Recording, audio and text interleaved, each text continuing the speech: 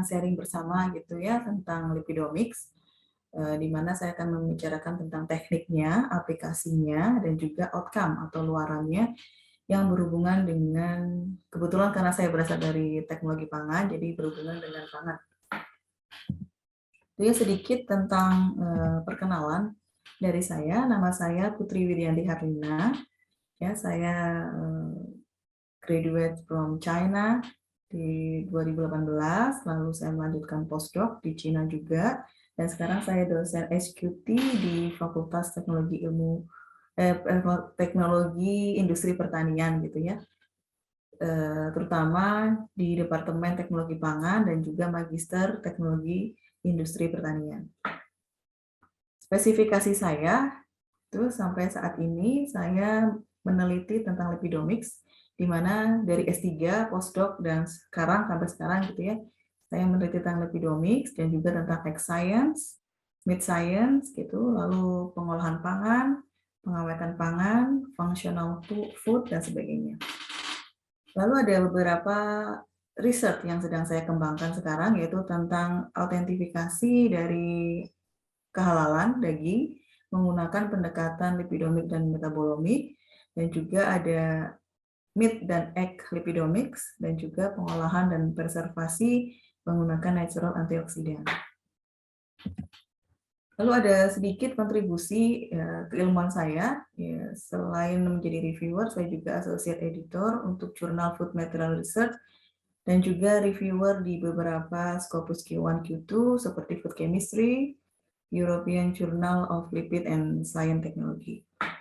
Oke, dan di presentasi kali ini kita akan sama-sama gitu ya membahas dan belajar tentang apa sih itu lipidomics, lalu klasifikasinya, lalu bagaimana cara menganalisisnya, dan aplikasinya terhadap yang akan saya bicarakan ini adalah di food research.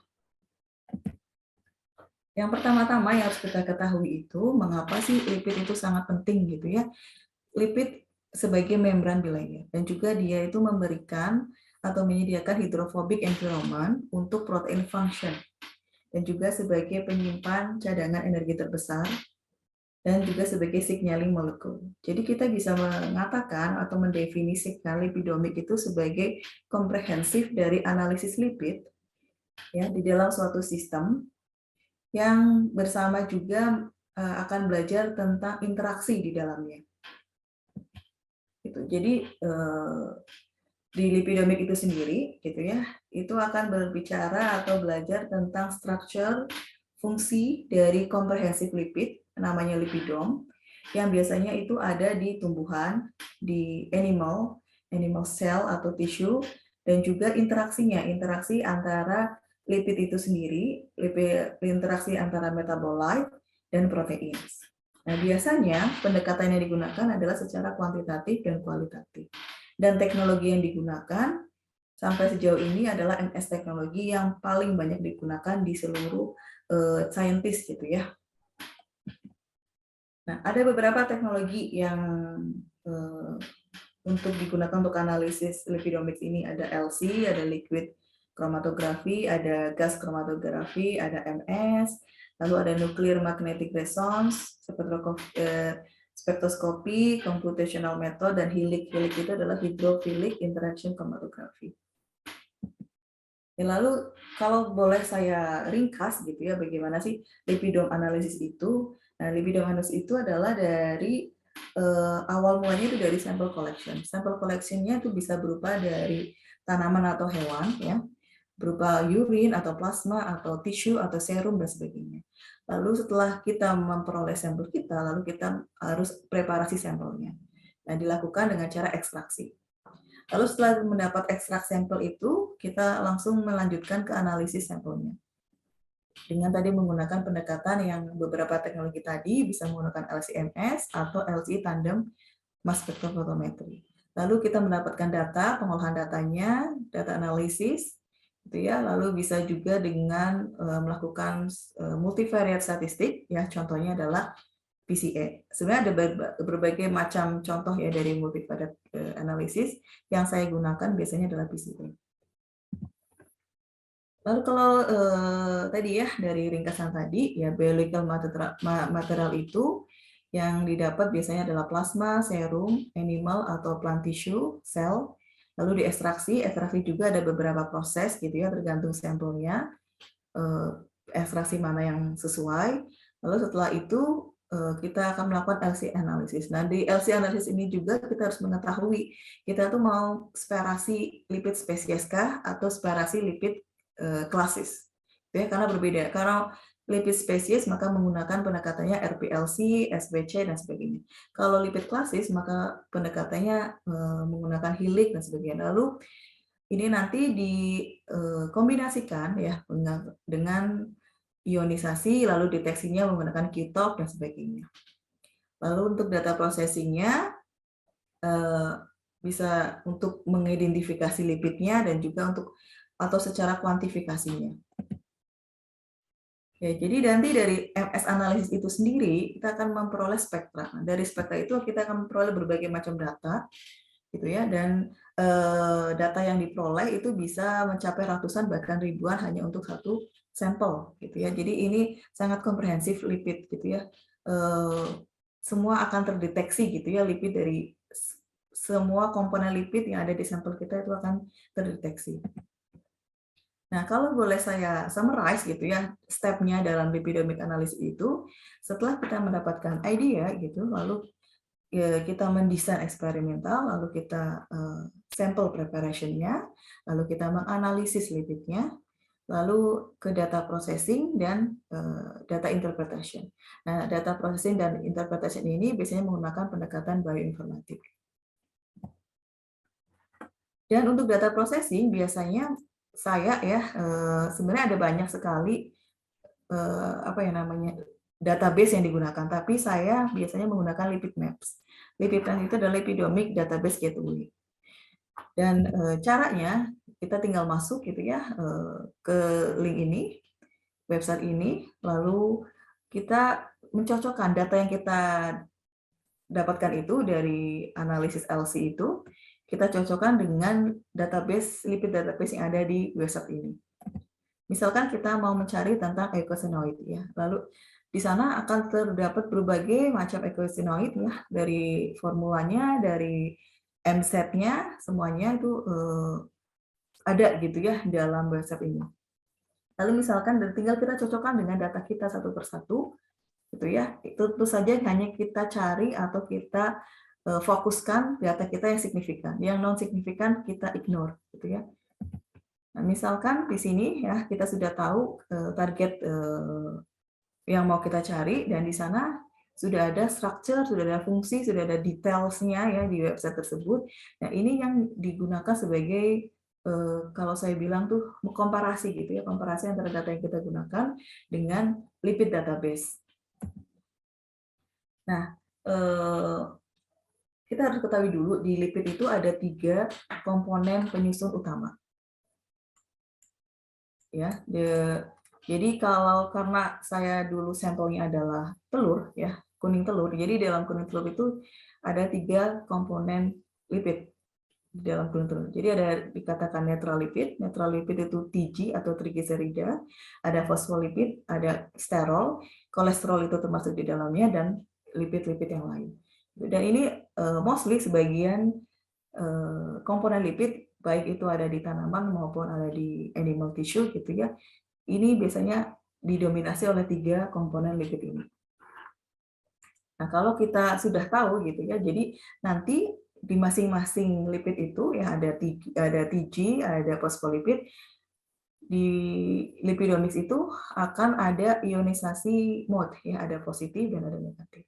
Nah, contohnya di sini misalkan kita mau mengetahui tentang fosfolipid positif ion dan fosfolipid negatif ion. Nah, fosfolipid positif ion itu biasanya yang terdeteksi adalah PC. PC itu fosfatidilkolin, lalu lisofosfatidilkolin LPC, lalu PI, fosfatidil-etanolamin, LPI, lisofosfatidil-etanolamin, sphingomyelin, dan PS. PS itu adalah fosfatidilserin.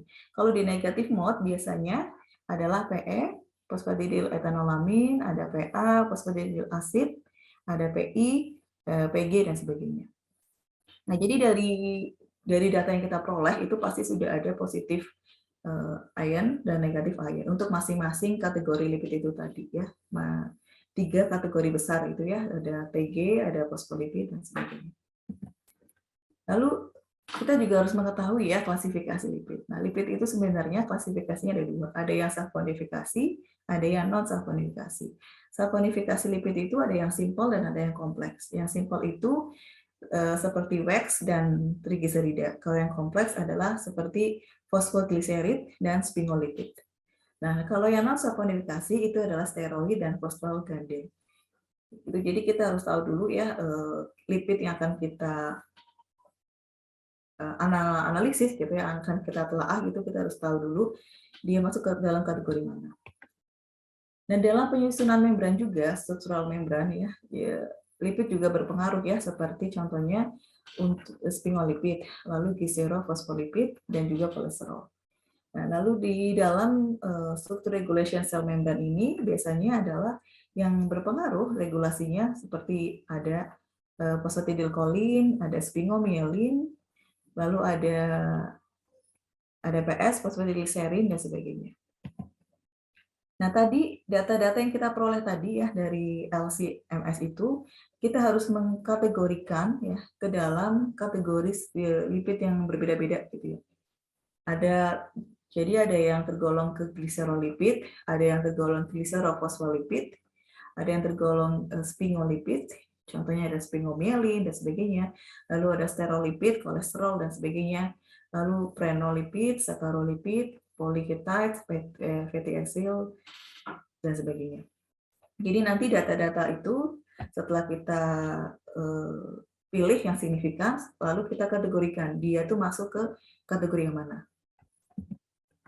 Nah, terus untuk lipid ekstraksinya, ya, karena sampel saya adalah dari animal ya, animal tissue gitu ya, maka biasanya saya menggunakan 3 treatment prosedur di atas ini. Ada Vogt prosedur, ada Blick and Dyer method, ada hexan dan propanol.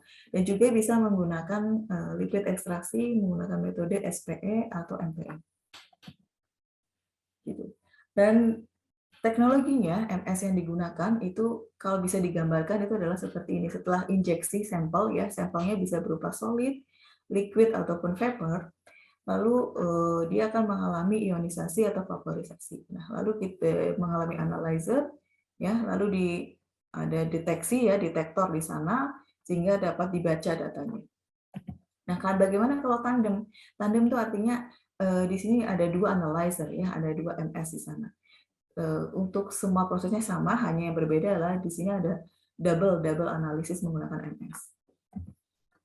Oke, lalu yang riset yang sudah saya tentang lipid yang sudah saya publikasikan di beberapa jurnal gitu ya, ada di jurnal Processing and Preservation, ada di jurnal Food Science and Technology, dan yang terbaru itu Lipidomics di Food Research. Ini publish di European Journal of Lipid Science and Technology, di mana ya di sini saya menambahkan di dalam telur itu antioksidan gitu ya, lalu saya ekstrak lipidnya dari yolk, lalu saya menggunakan pendekatan UPLC, QE HCl lipid analysis, lalu saya dapat biological information-nya, lalu saya kategorikan atau saya profiling lipidomics-nya. Nah, dari hasil yang diperoleh ya ada ion negatif dan ion positif. Nah, di ion tentu saja kita bicara yang signifikan lipid ya, dan ada di signifikan positif ion itu ya, seperti yang terdeteksi adalah Tg 27%, ada keramik, ada ClG1, ada digliserida, ada GM3, ada LPE.